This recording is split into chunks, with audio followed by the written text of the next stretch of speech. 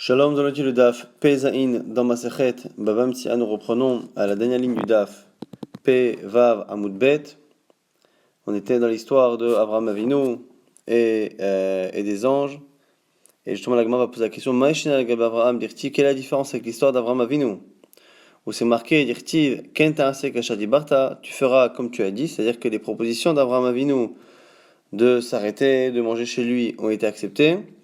Ou Maïshna Lega Lot, et quelle est la différence, quelle est la raison donc pour laquelle chez Lot, Tirti c'est marqué au contraire, Vaiftsar Bam Meod, il a dû insister énormément pour qu'ils acceptent de rester chez lui. Amar Abelazar nous dit, Mikan, chez Mesavim la Katan, Ve'en Mesavim Gadol, de là on apprend que on a tendance à refuser pour quelqu'un de moins important, mais pour quelqu'un d'important comme Avraham Avinu, on ne fait pas tant de tralala quand la personne propose, on accepte. Donc ici, on voit que les règles de politesse ne sont pas les mêmes pour Lot et pour Abraham en fonction de l'importance de Lot.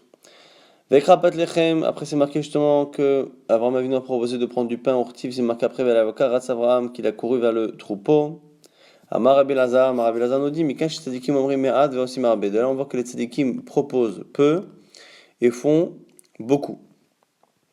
Et l'inverse justement pour les Rechaim, que Rechaim omrim harbe, ve'afilu me'at enam osim, que eux les Rechaim disent beaucoup, annoncent beaucoup, et finalement ils ne font rien. D'où on sait Minalan, mais Ephron de Ephron, mais Karaktiv au départ c'était marqué justement que il a proposé le terrain à Abraham lorsque Abraham voulait acheter pour enterrer Sarah et Menou.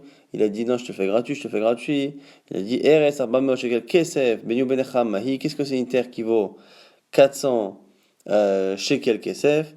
Et à la fin, le Bassor c'est marqué Vaishma Abraham et l'Ephron, qu'Abraham a écouté Abraham en lui donnant Vaishkol Abraham l'Ephron et Kesef Achat Dibeb de Benechet, en lui donnant la somme qu'il avait prononcée dans les Benechet, Arba Meot Shekel Kesef, exactement la somme envers la soher, monnaie sonnante et trébuchante, des lochas calminées et la kantari, et pour nous dire qu'à la fin, non seulement il a accepté l'argent, mais il n'a accepté que certaines pièces, ce qu'on appelle kantari, des cas d'urta, des carrés, des tikla. Kantari, il y a des endroits où on appelle les shkalim, les pièces. Kantari, c'est en gros, c'est les pièces les plus importantes qui étaient les mieux acceptées à l'époque. Non seulement il a pris tout l'argent qu'il estimait être la valeur du champ, mais en plus, dans la monnaie la plus valorisante. Et donc, du coup, c'est pour montrer finalement qu'il a annoncé qu'il allait donner gratuitement et que finalement, il a pris l'argent jusqu'au dernier centime. Donc, c'est pour montrer la différence entre le Tzadikim et le Rechaim. Au passage, maintenant, on reprend l'étude de ce texte. Ktiv, c'est marqué Kemach, ou Ktiv Solet, c'est marqué au départ, donc lorsque Abraham Avinu a demandé à Sarah et Menou de prendre de la farine pour préparer et faire des gâteaux, il lui a dit prends Kemar Solet. Kemar c'est la farine et Solet c'est la farine fine, la farine qui est filtrée. Donc Kemar c'est une sorte de farine un peu complète qui à l'époque avait un moins bon goût et qui était moins prisée. Et Solet c'est la farine, la fleur de farine. Et donc du coup ce qu'on nous dit ici, c'est qu'il y a une contradiction a priori, parce qu'au départ on nous dit Kemar, après c'est Solet, c'est l'un ou l'autre. Amar Rabbi Yisraël nous dit Mikan Shaisha Tsara Ainea Baochim Yotem Baish. De là on apprend que les femmes ont plus de difficultés à être généreuses avec leurs invités que les hommes, et qu'en fait il a été obligé de préciser que c'était Kemar Solet. C'est pour ça qu'on a précisé cela, pour montrer que les hommes doivent demander un peu plus de zèle aux femmes, puisque en général, selon ici le Midrash, les femmes ont un peu plus de difficultés à être généreuses avec leurs invités. Kti c'est marqué Lushiva sur Ogot, Petri fait des gâteaux, Kti avec Achema Vechala Benabaka, et après c'est marqué justement qu'il a pris la crème, qu'il a pris le lait et qu'il a pris la pièce de bétail qu'il avait pris. Et Ve'ilu Lahem Lo Aiti Kamayu, et c'est marqué Ve'ilu Lechem. Ce qui est intéressant, c'est que la Gemara relève qu'il avait annoncé du pain. Finalement, il a apporté plus que ce qu'il avait annoncé. Mais le pain lui-même, il ne l'a pas apporté. Velechem, lo été les kamayu, il ne l'a pas apporté. Amar Ephraim Iksha'a, Talmido shel Rabbi Meir, Mishmei de Rabbi Meir. Maintenant, l'élève de Rabbi Meir dit en son nom. Avraham Avinu ochel cholim beta'araya. Avraham Avinu avait l'habitude de manger même la nourriture chol, pas que la trouma comme les kohanim, mais de manger n'importe quelle nourriture, de la manger en état de pureté. Il ne mangeait pas des choses qui étaient impures. Et Sarah Imenu, Otoayom Persanida. Et ce jour-là, Sarah Imenu est devenue Nida. Pourquoi? Justement parce que les anges sont venus annoncer qu'elle allait être enceinte. Et donc, elle a eu à nouveau son cycle qui s'est remis à fonctionner. Et elle est devenue Nida. Et donc, cette impureté a provoqué que le pain ne pouvait plus être mangé en étant Cholim Betahara. Et c'est la raison pour laquelle, finalement, le pain qu'il a annoncé n'a pas été consommé. Alors on continue toujours l'étude de ce passage. Les anges ont dit Aïe Sarah Eshtecha, où est ta femme Sarah? Vayomer, il a répondu Hineba Ohel, voici qu'elle est dans la tente. L'Odia chez Sarah Imenu Tsno Aïta nous dit ici que tout cela, c'est pour montrer la tzniut, la pudeur de Sarah Imenu. Amara Yuda Amara, Veitema Rabisrak, Nexera Bisrak a dit Yodaim, Hayum Malacha Sharet Sarah Imenu Beoba Ohel Aïta. Les anges savaient que elle était là-bas. Hein. Et la maïba ohel, à quoi ça sert de poser la question pour avoir la réponse? Pour lui donner de l'importance aux yeux de son mari. Rabbi Yosef, Rabbi Chanina Ama, Kede l'ishagala kos shel bracha otravi, qui est issu de Rabbi Yossi Rabbi Chanina, de dire que c'est pour lui proposer le kos de bracha, le verre de Birkat Amazon. Tane Mishum Rabbi Yossi, on a Rabbi Yossi, on a dit la manakoud al ayo. Pourquoi dans le mot aye Sarah Eshtecha, il y a justement des nékoudot, des points qu'il y a au-dessus. Chez Be'elav, quand on a marqué justement, il y a marqué Vayomeru Elav, ils lui ont dit à lui, sur Elav de à lui, il y a 4 lettres, Aleph, Lamed, Yud, Vav, et il y a des points sur les 3, sauf la deuxième, sauf le Lamed, donc Aleph, Yud, ce qui veut dire Ayo, qui cherche encore la question. Alors qu'est-ce qu'on apprend de là? L'imda Torah derech, de là on apprend un derech, une politesse, une manière de se comporter. Sheish aladam be'arsania shelo. Qu'un homme doit toujours demander des nouvelles de la femme de maison, même si elle n'est pas présente, par politesse.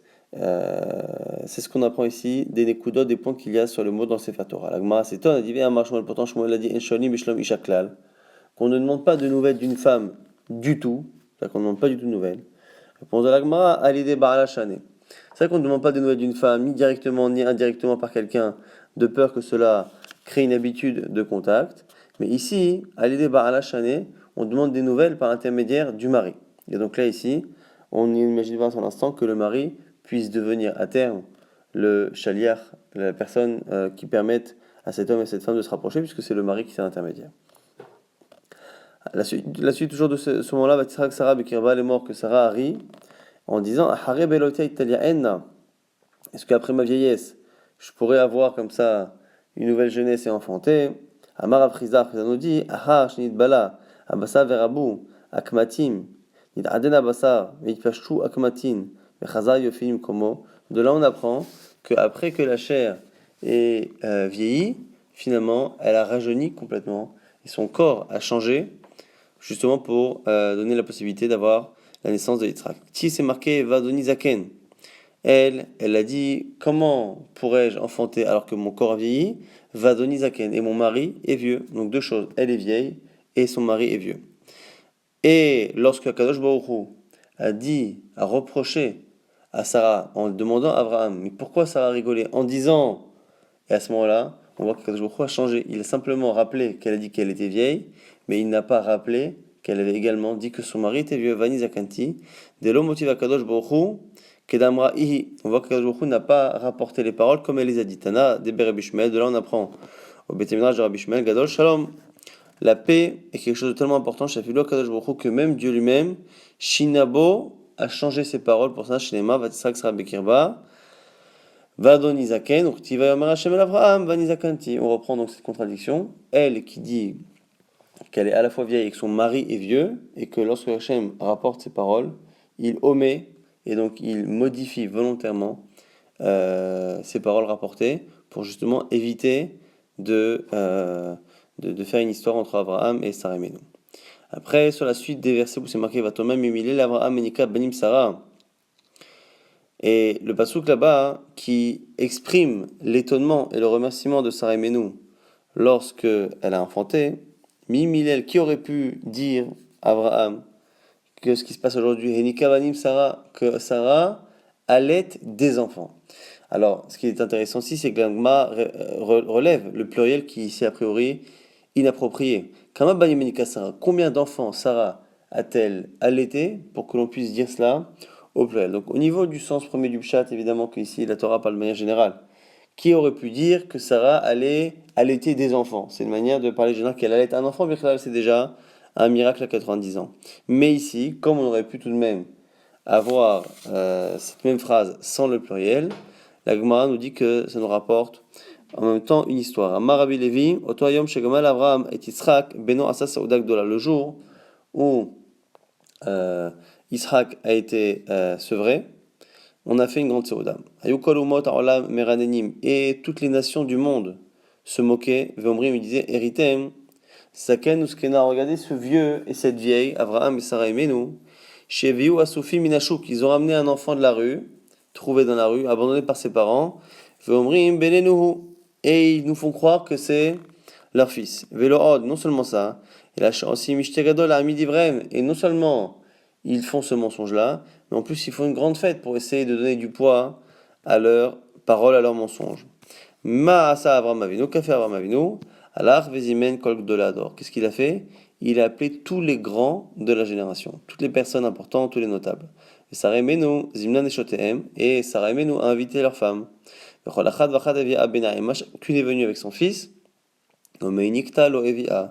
et elles ne sont pas venues avec les nourricières qui étaient censées allaiter les enfants. Alors il y en a qui veulent dire que c'est Abraham et Sarah qui ont demandé, il y en a qui disent que non, que c'est les invités qui ont fait exprès de venir sans leur nourricière pour qu'à un moment donné on dise bon bah on n'a qu'à demander à Sarah et que finalement on se retrouve à prouver que Sarah ne pouvait pas allaiter, donc n'avait pas enfanté. Et un miracle s'est produit au sujet de Sarah Emenu,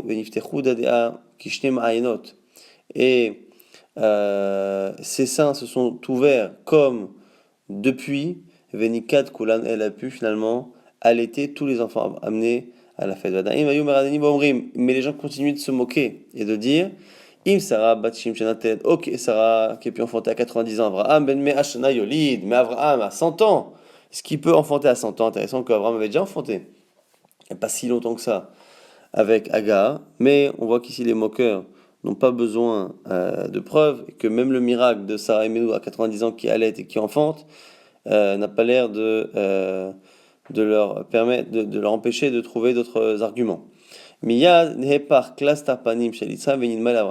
Immédiatement, le visage d'Yitzhak a changé pour ressembler à celui d'Abraham. Pas trop Koulam Vamro, et tout le monde a dit à ce moment-là, Abraham, Holidet Yitzhak. C'est bien Abraham qui a enfanté Yitzhak, si ça fait référence à la redondance qu'il y a dans le début de Parashat Toldot. Et les Toledot Yitzhak, voici les descendants de Yitzhak, ou les histoires de Yitzhak. Et tout de suite, Abraham, Holidet Yitzhak. Abraham a enfanté Yitzhak. Sauf que là-bas, ça n'est pas sa place, puisque on est en train normalement de parler des descendants de Yitzhak, et non pas des ascendants. Donc rappelez qu'Abraham est le père de Yitzhak, ça n'a pas de sens là-bas, si ce n'est pour dire que vraiment, c'est ce que les gens disaient. Lorsqu'ils voyaient l'un, ils voyaient l'autre, ils disaient voilà, là, c'est vraiment le père et le fils. Au passage, on apprend d'Avraham Avinu la yazikna, qu'Avraham Avinu, il n'y avait pas de syndrome de vieillesse. Uman d'Avaba el mishta'eba d'Avraham mishta'eba d'Yitzhak, celui qui voulait parler à Avraham, souvent se retrouvait à parler à Yitzhak. Yitzhak mishta'eba d'Avraham, celui qui voulait parler à Avraham, mais au Yitzhak, c'est encore une fois confondé. À Avraham berachame, à ce moment-là, Avraham a demandé, a fait une prière, Vava zikna, pour amener la vieillesse. Donc selon ce midrash-là, c'est pas comme c'est marqué dans d'autres midrashim pour préparer les gens à leur mort et à leur héritage que Abraham Avinu aurait demandé la vieillesse, mais il l'aurait demandé pour justement éviter que les pères et les fils se confondent. Shlema Avraham Zaken Ba Bayamim, parce que c'est le premier au sujet duquel on a marqué qu'il était vieux, donc de là on apprend que c'est lui qui a instauré la vieillesse. Ah Yaakov Lavachul Shashka Yaakov Avinu, il n'y avait pas de faiblesse, il n'y avait pas de maladie avant la mort. Yaakov a demandé justement Avachulcha. Chez les marques, comme c'est marqué, Vayomer le Yosef, il a dit à Yosef, Hina vichachole, voici que ton père est malade, et ça veut dire qu'il va mourir. Donc là, on voit que le premier qui est appelé malade avant de mourir, c'est Yaakov Avinu. Elisha, avant Elisha, le Navi, le prophète, Lova de Chalish ve'itpar. Personne qui tombait malade ne guérissait. La maladie était justement toujours quelque chose qui introduisait la mort. Ata Elisha barachame, Elisha a prié et a demandé à ce qu'on puisse guérir. Ve'itpar, shelema ve'Elisha hala et cholio shayamud bo Miklal dechala, choli acharité. C'est marqué à un moment donné, justement, que Elisha est tombé malade d'une maladie qui le tue. De là, on apprend qu'il a déjà été malade d'une maladie qui ne l'a pas tué. Puisqu'on précise ici une maladie qui tue, ça veut dire que, justement, c'est le premier chez qui on voit qu'il y a des maladies qui tuent, des maladies qui ne tuent pas. Et donc, on imagine que c'est à partir d'Elisha et de sa prière. Tanou Rabbanan, au passage, on rapporte ces trois maladies. Shlosha cholaim chola chala Elisha. Combien de fois a-t-il été malade avant de mourir? Trois fois. Une fois parce que il a repoussé Gehazi, son esclave, qui s'appelait Gehazi, qui n'a pas écouté ce qu'il a fait. Rappelez-vous que Elisha, une fois, avait guéri un roi non juif. Ce roi a voulu faire des cadeaux à Elisha, Elisha a refusé. Et après qu'il ait tourné le dos à ce roi, son esclave est parti voir le roi, a dit au nom d'Elisha que finalement Elisha acceptait le cadeau, il acceptait le cadeau, et à cause de la colère que ça a provoqué, il l'a repoussé, Gehazi a complètement mal tourné depuis ce jour-là, et donc du coup, le fait d'avoir repoussé trop durement Gehazi, ça a été compté comme une faute, ce qui a fait que Elisha est tombé malade. Chez Gera Dubim Batinokot, la fois où il a lancé un ours contre pas les enfants, c'est des jeunes, mais c'est une fois il est tombé face à des jeunes qui se sont moqués de lui, il les a maudits, et ces jeunes-là ont été attaqués par un ours, et il y a eu une trentaine de morts. Et la dernière maladie, c'est la maladie qui a amené sa mort. Parce qu'on a dit il y a quelques instants que Elisha, finalement, à la fin, a eu une maladie qui a fait qu'il en est mort. Et là, on reprend la Mishnah qui dit que selon Rabbi Yochanan ben Matia, qui a dit à son fils, non, finalement, tu n'aurais pas dû leur proposer de les nourrir parce que le problème c'est que sinon tu es obligé de suivre le train de vie d'Abraham, Isaac et Yaakov, et donc il va leur dire finalement que on ne leur donne que pain et kitnit. Pain, donc c'est le pain et kitnit, c'est des céréales. Maintenant, question de la Gemara. Ravacha bered Rav Yosef. Donc Ravacha pose la question à Rav Chizda et Rav Chizda. Pat kitnit nan, o pat ve kitnit. Ici, est-ce qu'il y a un vav? Est-ce que c'est un pain de céréales, pat kitnit, ou pat ou du pain ve kitnit et des céréales, deux choses différentes? Donc quelle est l'obligation minimum? Amarle, réponse, il jure Rav Chizda à Elohim en prononçant le nom de Dieu. Tzricha vav kemordia delivrot. Il faut un vav ici. Le vav est aussi important que le morceau de bois que l'on met à côté, autour des bateaux pour empêcher les bateaux parfois de se cogner contre des rochers lorsqu'ils passent dans des endroits étroits. Le vav est aussi important que cette poutre de bois. On fait ici la ressemblance parce que le vav est évidemment une barre. Il est en train de dire qu'ici que le vav est incontournable. C'est bien pat, vekitnit, l'un et l'autre. Rabban Shimon ben Gamliel Omer, on reprend donc la suite de la Mishnah qui dit Enot Sarich. Mais non, il n'y a pas besoin de préciser tout cela. Même si Rabbi Yochanan ben Matia n'avait pas dit à son fils finalement de changer les conditions, dans tous les cas, les conditions qui avaient été dites par son fils et qui sont au-delà du minhag, de la coutume, quoi qu'il arrive, ne servent à rien. Donc il n'y a même pas besoin de finalement montrer que l'on change d'avis avant que le travail commence. Enot Sarich. Akol, qui minhag amina, lui reprend encore une fois ce que qu'on avait déjà dit précédemment dans la Mishnah. Tout fonctionne et tout suit le minhag, la coutume de l'endroit où on se trouve. La Gemara dit encore Akol, Leatouye encore l'expression Akol, tout. Pourquoi encore une fois tout? Ça rajoute quoi? Leatouye Hadetania, c'est pour ajouter ce cas d'une braïta. Asocher et apoel ve amalo, celui qui emploie un ouvrier. Fait amalo, il le dit Kachad ou Kishnaim mivnair. Je te paierai comme une personne ou deux personnes de la ville. Donc il dit des noms. Et quand il a dit deux personnes, la question que se pose, c'est que fait-on lorsque les deux n'ont pas le même salaire? Notenlo, qui est pachot chez Basriro. Donc si les deux personnes citées ont deux salaires différents, ou si il a dit je te paierai comme les gens de la ville, mais que dans la ville il y a deux types de personnes, alors on a deux possibilités. Premier avis qui dit que on lui paye le salaire le moins cher, parce qu'on imagine que s'il a cité un exemple des personnes, il pense au salaire le moins important. Il dit Rabbi Yoshua, ça c'est Rabbi Yoshua.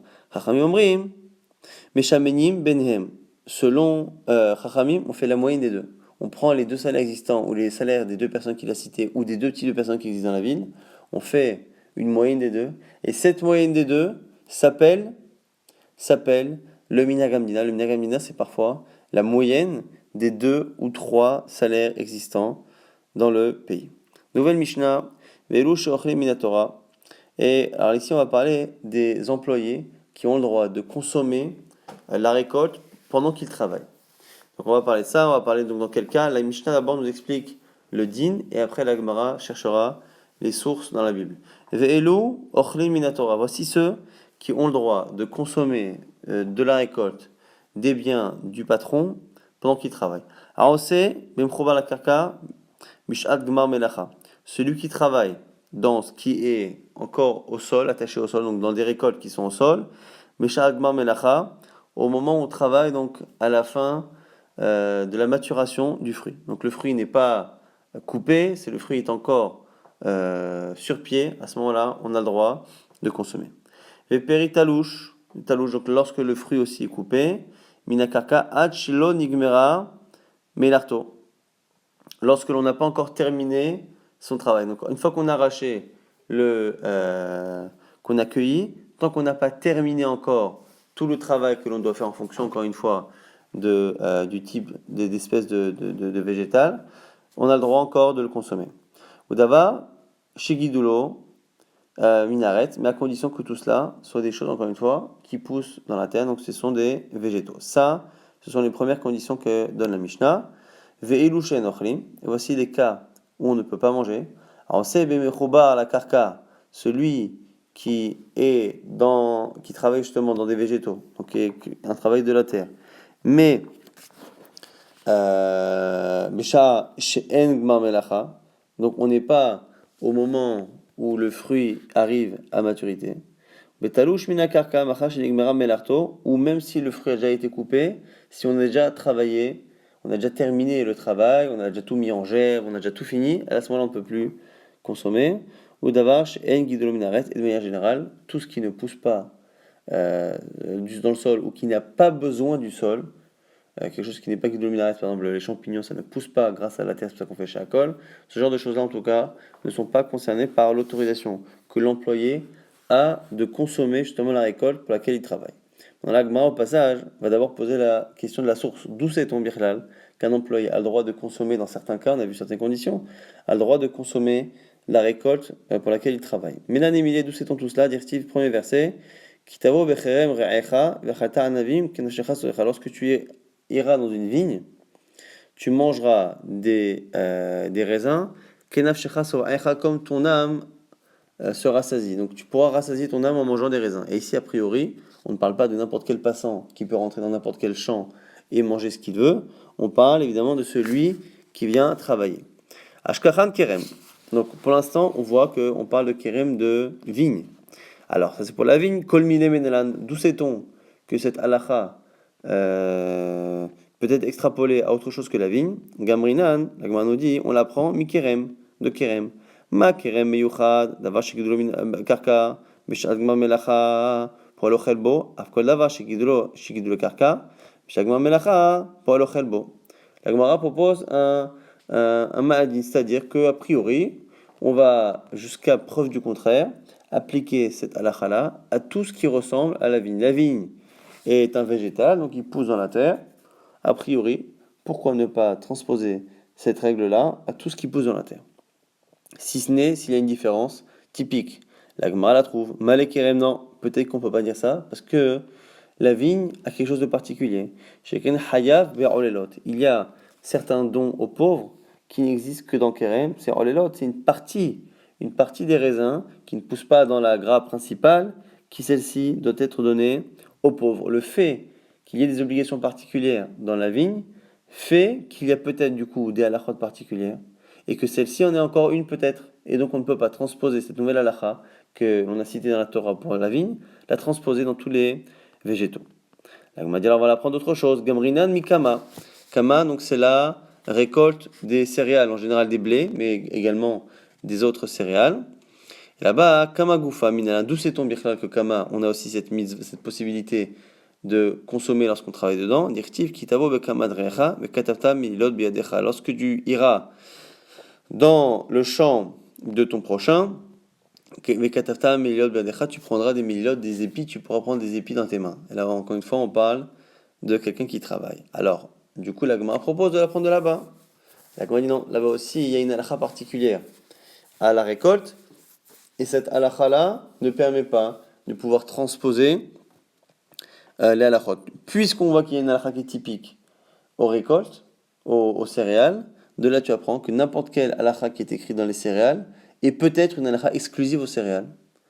C'est quoi le contre-exemple? Malekama, Shegen Chayavet Bechala, c'est l'emdia de Chala. Le fait de prélever la Chala lorsqu'on va faire un pain avec ces céréales fait que les céréales ont un statut particulier. Si c'est un statut particulier, il se peut que l'autorisation de laisser la personne, l'employé, consommer les céréales pendant qu'il travaille dessus est peut-être due au fait que les céréales ont une misa de Chala. Mais ce qui n'a pas de misa de Chala, peut-être n'a pas de mitzvah aussi de laisser l'employé se servir. Alors maintenant, on passe à attends. Kama, c'est les céréales.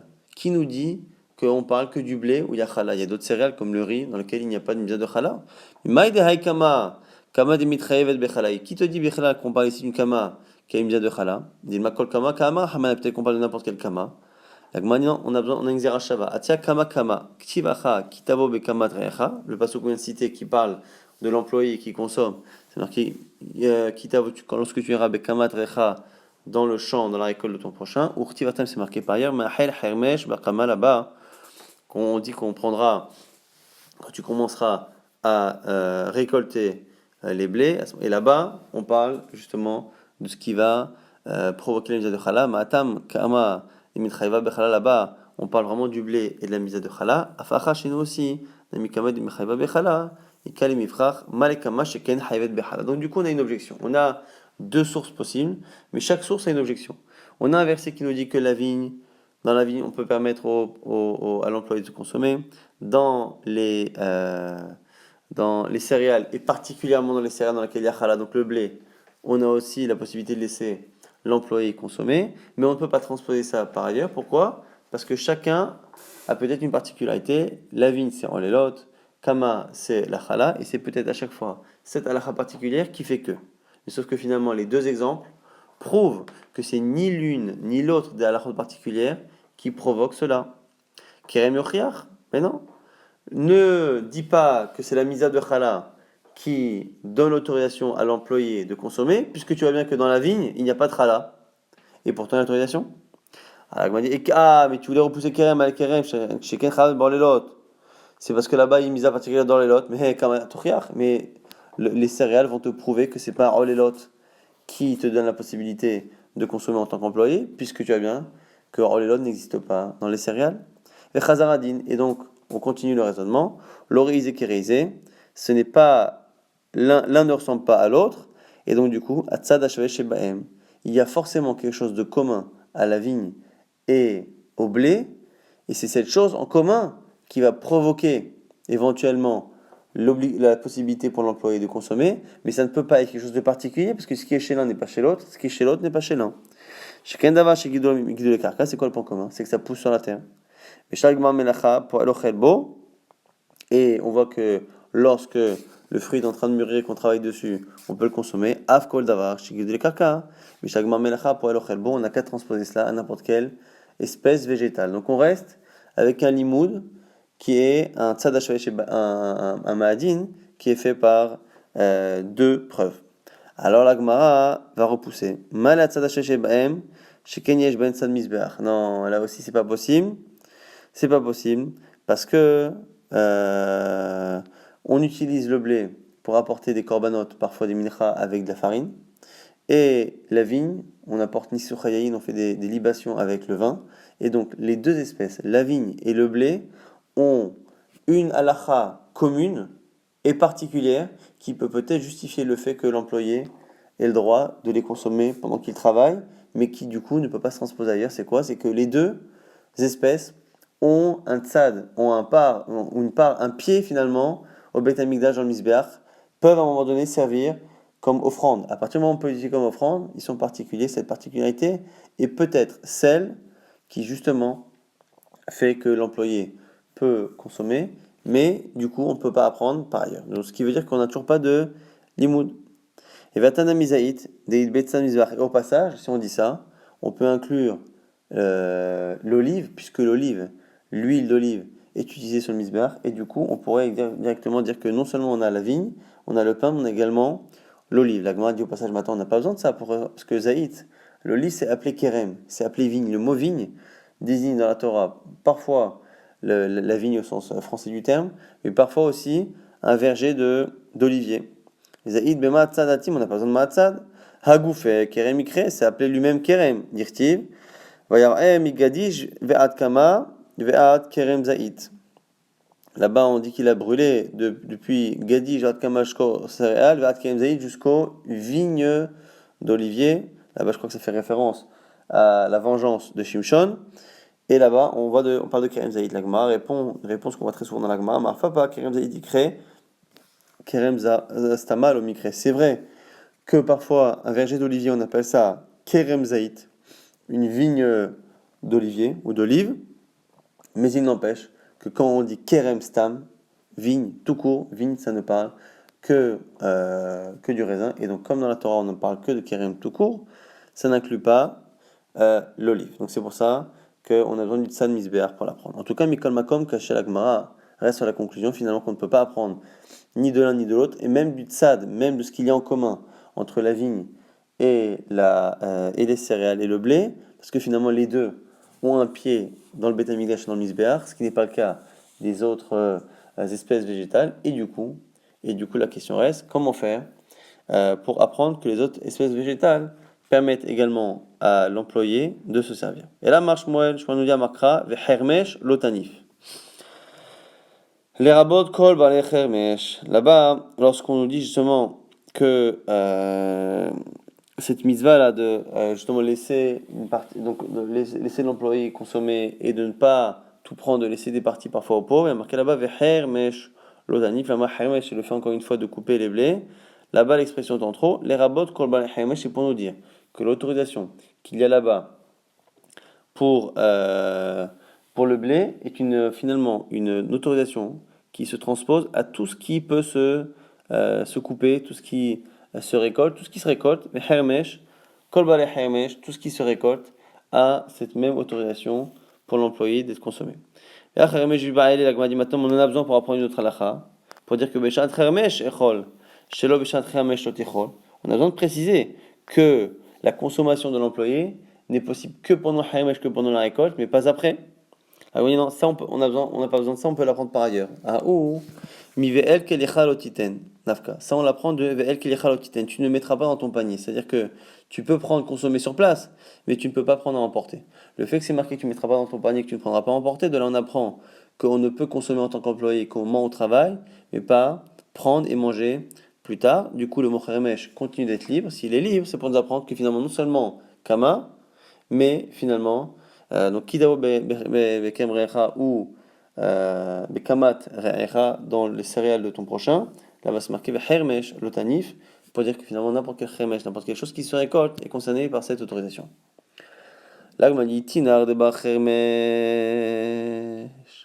des laves bachermesh minalan. Là, on m'a dit attends, ça, je peux comprendre tout ce qui s'appelle hermesh. Hermesh, c'est l'ustensile qu'on utilise pour couper les blés et les choses équivalentes. C'est une sorte de faucille comme ça, et de serpe. Et donc, du coup, ce qui se coupe avec cette faucille, ça s'appelle hermesh. Donc, ça, c'est inclus par kol balei hermesh. Maintenant, les autres espèces végétales qui se récoltent d'une autre manière. Des fois, on tape sur les arbres pour faire tomber les fruits. Des fois, on les arrache d'une autre manière.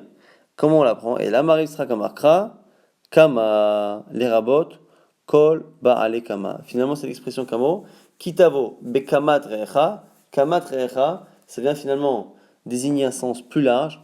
Kama, c'est ce qui est encore attaché au sol. Dès que c'est attaché au sol, dès que ça se dresse, Kama, à ce moment-là, c'est inclus dans cette mitzvah. L'agmadiat encore, je comprends pas. Jusqu'à présent, tu m'as dit qu'au contraire, le mot Kama, à cause d'une Xerashava, qui parle une fois de Kama, du blé qui est concerné par la Chala, tu m'as dit que par ailleurs, lorsqu'on dit Kama, justement, c'est très restrictif. C'est non seulement pas tout ce qui est végétal, mais ça n'est même pas toutes les céréales comme le blé, comme le riz. C'est d'Afka le blé qui a Chala. Ve'amat, Kama, Kama, Dimchaiva Bechala. Tu me dis qu'au contraire, Kama, c'est une définition très stricte, très restreinte.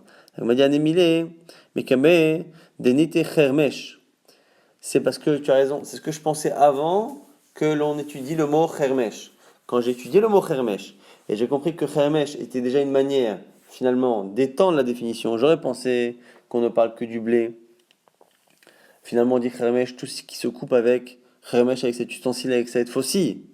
Et du coup, quand j'ai appris que finalement, cette partie du verset et ces versets venaient élargir finalement la définition, le domaine de définition de cette halakha, au final, je vais lire différemment Kama, au lieu de restreindre Kama avec la Xerashava, je vais au contraire dire que c'est encore venu élargir. Donc, Chemesh, Itrabele, Kol, Deba Chemesh, tout ce qui se coupe, Bechermesh, Ve'afalgav de l'homme Mechavé Vechalam Siapachala, Kama, la Mali, pourquoi Kama? Les rabots Korba, les Kama, finalement, c'est pour aussi élargir, puisqu'on ne peut plus maintenant restreindre au blé, puisqu'on a déjà élargi à tout ce qui est coupé avec cet ustensile. Du coup, on se rend compte que finalement, Kama ne peut plus être restrictif, mais au contraire, ça vient élargir et dire finalement que tout ce qui pousse, tout ce qui est au sol, est concerné. Alors, on a dit maintenant, Ve'ashta de Nafkalan, Mechermesh ou Mikama, Kitavo Bekem Re'aicha la Mali. L'agma pose la question, on dit maintenant qu'on a Chermesh et Kama, qui ont élargi finalement du blé, on pensait au départ qu'on parlait que des céréales. Après, finalement, Hermesh, tout ce qui se coupe avec Hermesh, avec cette faucille. Et après, Kama, tout ce qui finalement est au sol. Pourquoi avoir besoin maintenant d'un verset pour nous dire que la vigne est concernée par cette halakha? Amarava, Leil Chotav, c'est pour apprendre d'autres halakhot qui est comme c'est marqué dans une braïta. Kitavo, lorsque tu viendras, Nemarkan, Bi'an, Benemalalan, Lotavo, Alav, Hashemesh. Pourquoi c'est marqué Kitavo lorsque tu viendras dans la vigne? Pourquoi c'est important là-bas cette histoire de vigne? Pour parler de Bi'a, de la venue.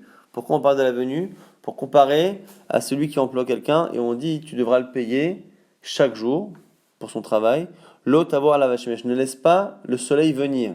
Et là-bas, le verbe venir est employé et c'est venu nous apprendre finalement que même si chez nous, on a l'air de parler d'un passant qui rentre dans la vigne de son prochain ou dans le champ de son prochain, on apprend au passage que de la même manière que l'otavo la vache là-bas d'un patron et d'un employé, ici aussi lorsqu'on dit que quelqu'un rentre dans un champ et consomme, on parle d'Afkan d'un employé. Malé alan, mais pour la katou medaber, de la même manière que là-bas ça parlait d'un employé, Afkan pareil chez nous, mais pour la katou medaber.